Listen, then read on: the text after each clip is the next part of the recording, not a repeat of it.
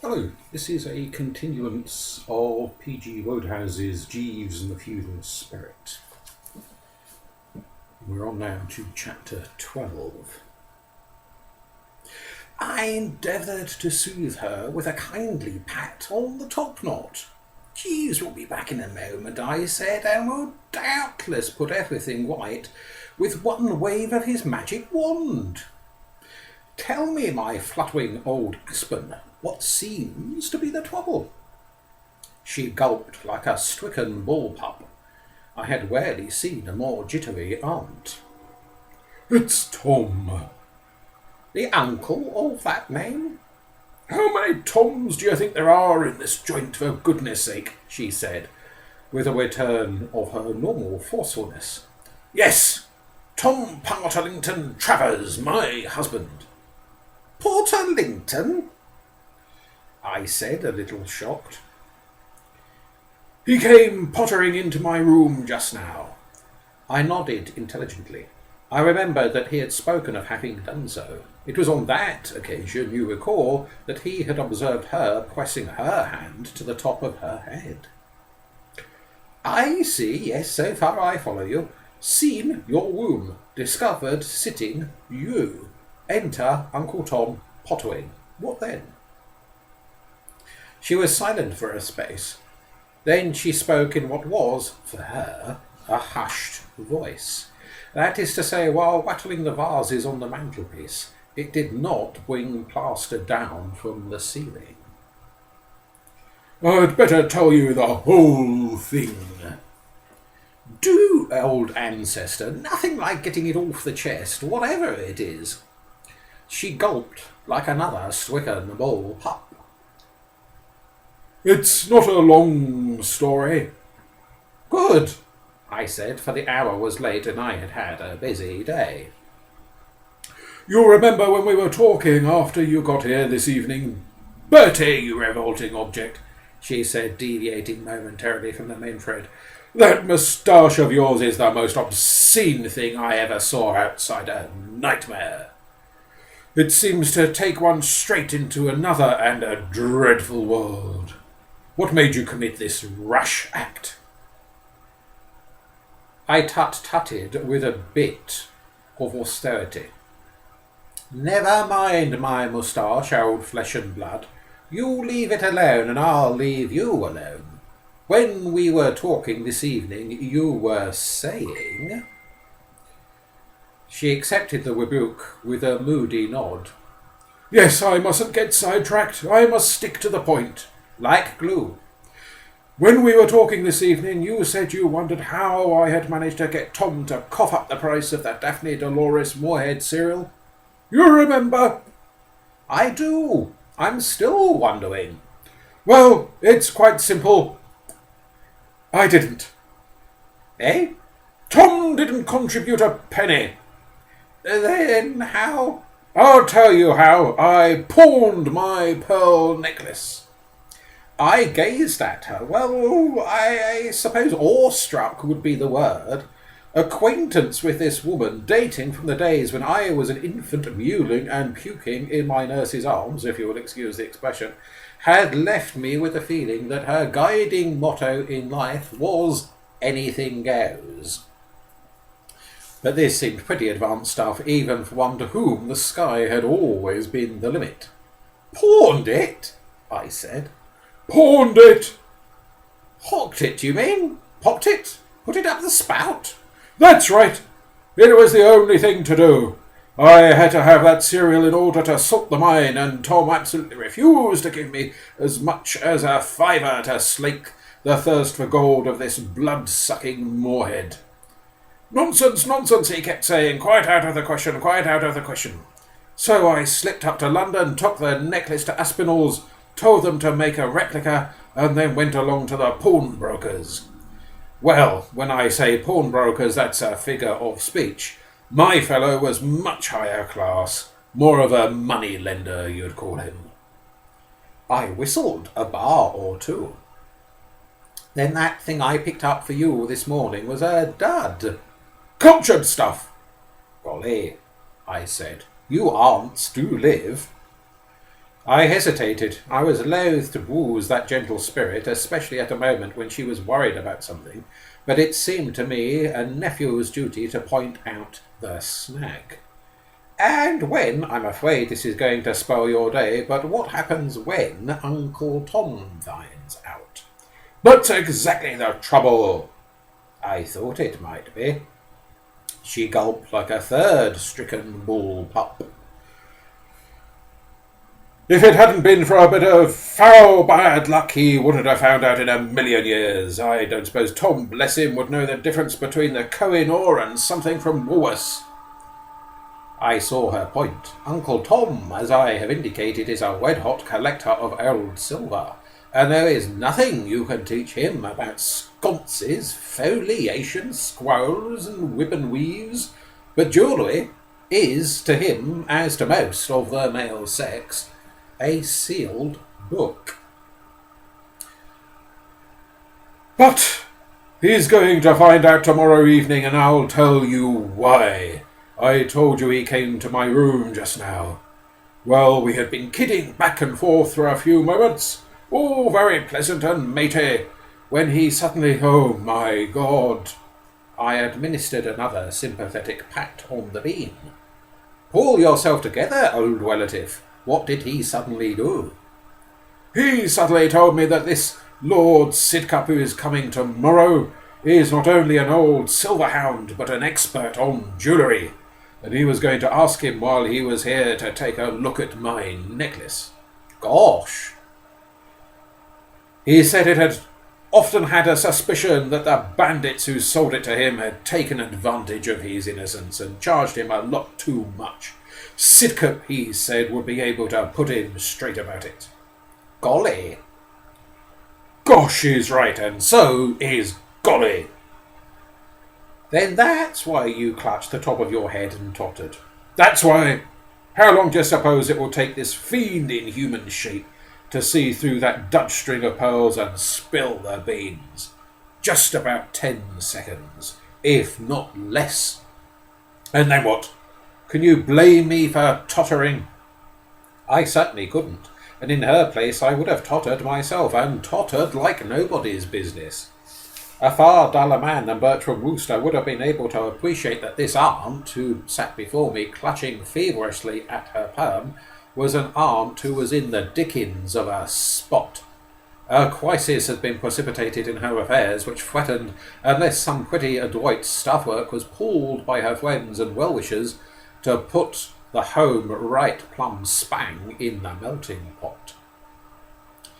I have made a rather close study of the married state, and I know what happens when one turtle dove gets the goods on the other turtle dove.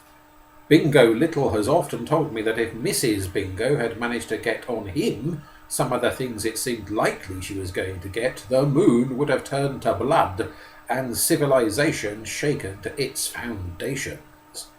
I have heard much the same thing from other husbands of my acquaintance, and, of course, similar upheavals occur when it is the little woman who is caught bending.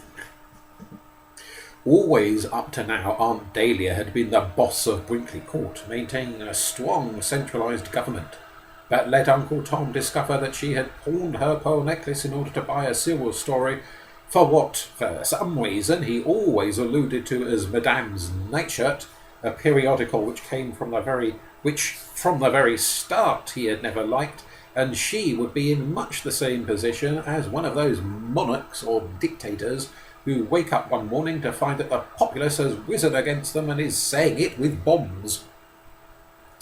Uncle Tom is a kindly old bimbo, but even kindly old bimbos can make themselves dashed unpleasant when the conditions are right. "Egad," I said, fingering the chin. "This is not so good." "It's the end of all things." "You say this Sidcup bird will be here tomorrow. Doesn't give you much time to put your affairs in order. No wonder you're sending out SOSs for Jeeves." "Only he can save me from the fate that is worse than death." "But can even Jeeves adjust matters?" "I'm banking on him. After all, he's a hell of an adjuster." "True. He's got you out of some deepish holes in his time. Quite. I often say there is none like him. None. He should be with us any moment now. He stepped out to get me a tankard of the old familiar juice. Her eyes gleamed with a strange light. Begs I first go at it. I patted her hand. Of course, I said, of course. You may take that as wed. You don't find Bertram Wooster hogging the drink supply when a suffering aunt is at his side with her tongue hanging out. Your need is greater than mine, as whoever it was said to the stretcher case. Ah. Jeeves had come in bearing the elixir not a split second before we were ready for it. I took the beaker from him and offered it to the aged relative with a courteous gesture. With a brief mud in your eye, she drank deeply. I then finished what was left at a gulp. Oh, Jeeves, I said. Sir. Lend me your ears. Oh, very good, sir. It had needed but a glance at my late father's sister to tell me that if there was going to be any lucid exposition of the res, I was the one who would have to attend to it. After moistening her clay, she had relapsed into a sort of frozen coma, staring before her with unseeing eyes and showing a disposition to pant like a hart when heated in the chase. Nor was this to be wondered at. Few women would have been in vivacious mood had fate touched off beneath them a similar stick of trinitrotulol. I imagine her emotions after Uncle Tom had said his say must have been of much the same nature as those which she had no doubt frequently experienced in her hunting days, when her steed, having bucked her from the saddle, had proceeded to roll on her. And while the blushful hippocrene of which she had just imbibed her share had been robust and full of inner meaning, it had obviously merely scratched the surface. A rather tight place has popped up out of a twap, Jeeves, and we should be glad of your counsel and advice. This is the position. Aunt Dahlia has a pearl necklace, the Christmas gift of Uncle Tom, whose second name, I'll bet you didn't know, is Port Arlington. The one you picked up at Aspinall's this morning. Are you with me? Yes, sir. Well, this is where the plot thickens. It isn't a pearl necklace, if I make my meaning clear. For reasons into which we need not go, she put the Uncle Tom Merry Christmas one up the spout. What is now in her possession is an imitation of little or no intrinsic value. Yes, sir. You don't seem amazed. No, sir. I became aware of the fact when I saw the necklace this morning. I perceived at once that what had been given to me was a cultured replica. Good Lord! Was it as easy to spot as that? Oh, no, sir. I have no doubt that it would deceive the untutored eye.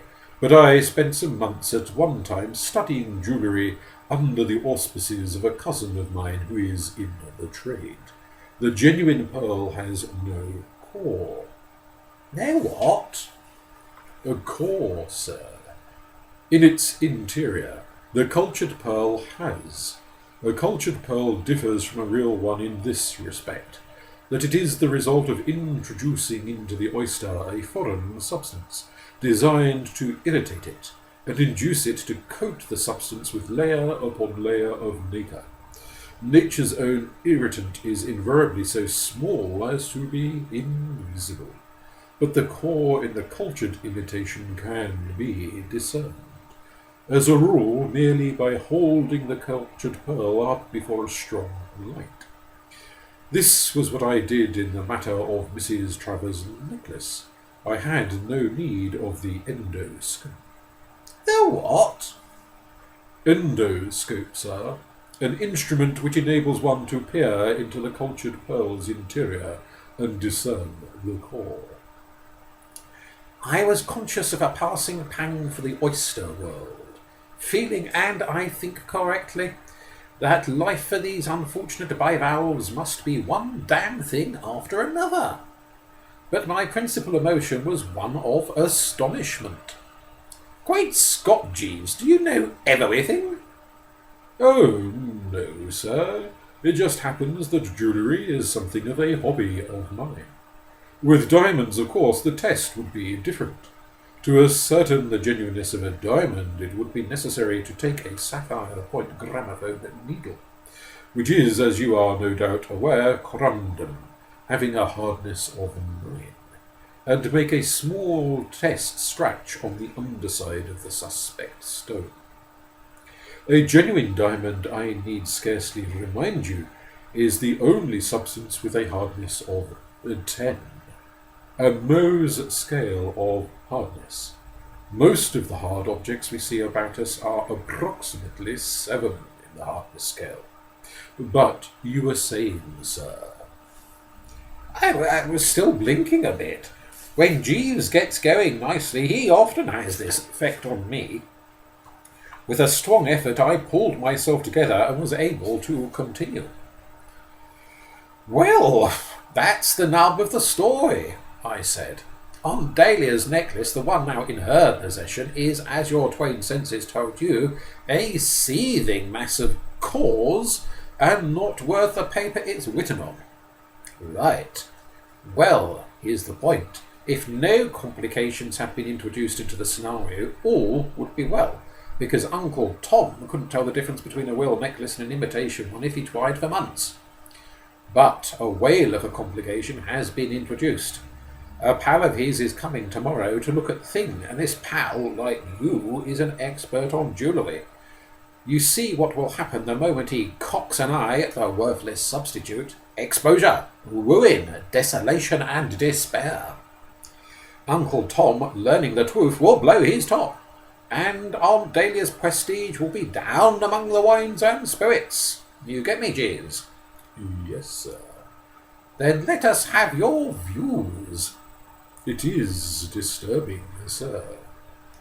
"I wouldn't have thought that anything would have been able to rouse that crushed aunt from her trance, but this did the trick. She came up like a rocketing pheasant coming from the chair into which she had been slumped." "Disturbing! What a word to use!" I sympathised with her distress, but checked her with an upraised hand. "Please, old relative. Yes, Jeeves, it is, as you say, a bit on the disturbing side, but one feels that you will probably have something constructive to place before the board. We shall be glad to hear your solution." He allowed a muscle at the side of his mouth to twitch regretfully. "With a problem of such magnitude, sir, I fear I am not able to provide a solution off-hand, if I may use the expression. I should require to give the matter thought. Perhaps if I might be permitted to pace the corridor for a while." "Certainly, Jeeves, pace all the corridors you wish." "Thank you, sir. I shall hope to return shortly with some suggestion which will give satisfaction." I closed the door behind him and returned to the aged R, who, her face bright purple, was still muttering, "Disturbing." "I know just how you feel, old flesh and blood," I said. "I ought to have warned you that Jeeves never leaps about and rolls the eyes when you spring something sensational on him, preferring to preserve the calm impassivity of a stuffed frog." "Disturbing." I have grown not to mind this much myself, though occasionally, as I was about to do tonight, administering a rather stern rebuke, for experience has taught me, "Disturbing! For God's sake, disturbing!" I know, that manner of his does afflict the nerve centres quite a bit, does it not? But as I was saying, experience has taught me that there always follows some ripe solution of whatever the problem may be. As the fellow said, if stuffed frogs come, can ripe solutions be far behind? She sat up. I could see the light of hope dawning in her eyes. "Do you really think he will find the way?" I am convinced of it. He always finds a way. I wish I had a quid for every way he has found since first he started to serve under the Worcester banner. Remember how he enabled me to put it across Warwick's Road at Totley Towers? He did, didn't he? He certainly did. One moment Spode was a dark menace, the next a mere blob of jelly with all his fangs removed, grovelling at my feet. You can rely on Jeeves. Ah, I said, as the door opened. Here he comes, his head sticking out at the back and his eyes shining with intelligence and what-not. You have thought of something, Jeeves? Yes, sir. I knew it. I was saying a moment ago that you always find the way. Well, let us have it.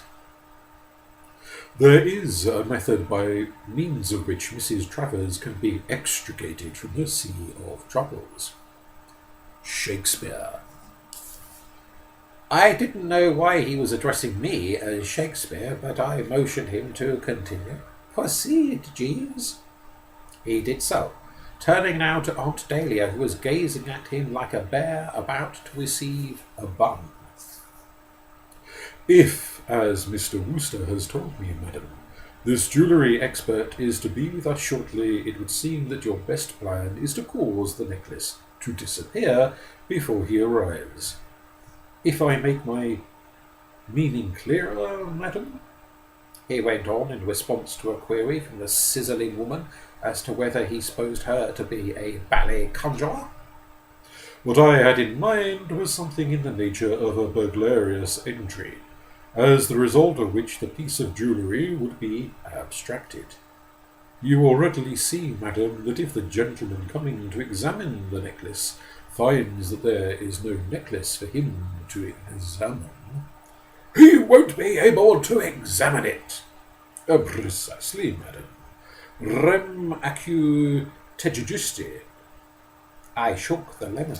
I had expected something better than this. It seemed to me that the great brain had at last come unglued, and this saddened me. But Jeeves, I said gently, where do you get your burglar? From the Army and Navy stores? I was thinking that you might consent to undertake the task, sir. Me? Gosh, yes, said Aunt Dahlia, her dial lighting up like a stage moon. How right you are, Jeeves. You wouldn't mind doing a little thing like that for me, would you, Bertie? Of course you wouldn't. You've grasped the idea. You get a ladder, prop it up against my window, pop in, pinch the necklace and streak off with it. And tomorrow I go to Tom in floods of tears and say, Tom, my pearls, they've gone. Some low bounder sneaked in last night and snitched them as I slept. That's the idea, isn't it, Jeeves? Precisely, madam. It would be a simple task for Mr. Wooster. I notice that since my last visit to Brinkley Court, the bars which protected the windows have been removed. Yes, I had that done after that time when we were all locked out. You remember? Very vividly, madam. So there's nothing to stop you, Bertie. Nothing but... I paused. I had been about to say nothing but my total and absolute refusal to take on the assignment in any shape or form, but I checked the words before they could pass the lips. I saw that I was exaggerating what I had supposed to be the dangers and difficulties of the enterprise.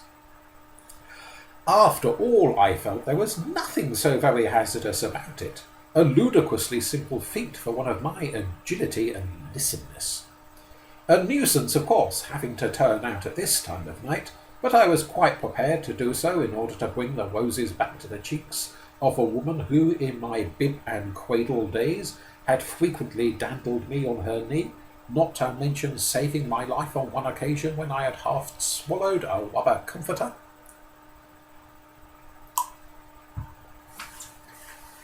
Nothing at all, I replied cordially. Nothing whatever. You provide the necklace, and I will do the rest. Which is your room? The last one on the left. Right. Left, fool! I'll be going there now so as to be in readiness. Golly, Jeeves, you've taken a weight off my mind. I feel a new woman. You won't mind if you hear me singing about the house? Not at all, madam. I shall probably start first thing tomorrow. Any time that suits you, madam. He closed the door behind her with an indulgent smile, or something as nearly resembling a smile as he ever allows to appear on his map. One is glad to see Mrs. Travers so happy, sir. Yes, you certainly bucked her up like a tonic. No difficulty about finding a ladder, I take it? Oh, no, sir. I chanced to observe one outside the tool shed by the kitchen garden. So did I, now you mention it. No doubt it's still there, so let's go. If it were... What's that expression of yours? If it were done when 'tis done, then 'twere well it were done quickly, sir. That's right, no sense in standing humming and hawing. No, sir. There is a tide in the affairs of men which, taken at the flood, leads on to fortune. Exactly, I said. I couldn't have put it better myself. The venture went with gratifying smoothness. I found the ladder by the tool shed as foreshadowed and lugged it across the country to the desired spot. I propped it up, I climbed it, in next to no time I was through the window and moving silently across the floor. Well, not so dashed silently as a matter of fact, because I collided with a table which happened to be in the fairway and upset it with quite a bit of noise. Who's there? Asked a voice in the darkness in a startled sort of way. This tickled me. Ah, I said to myself amusedly, Aunt Dahlia throwing herself into the part and giving the thing just the touch it needed to make it box office. What an artist, I felt. Then it said again, Who's there? Again, and it was as though a well-iced hand had been laid upon my heart, because the voice was not the voice of any ruddy aunt. It was the voice of Florence Quay. The next moment light flooded the apartment, and there she was, sitting up in bed in a pink boudoir,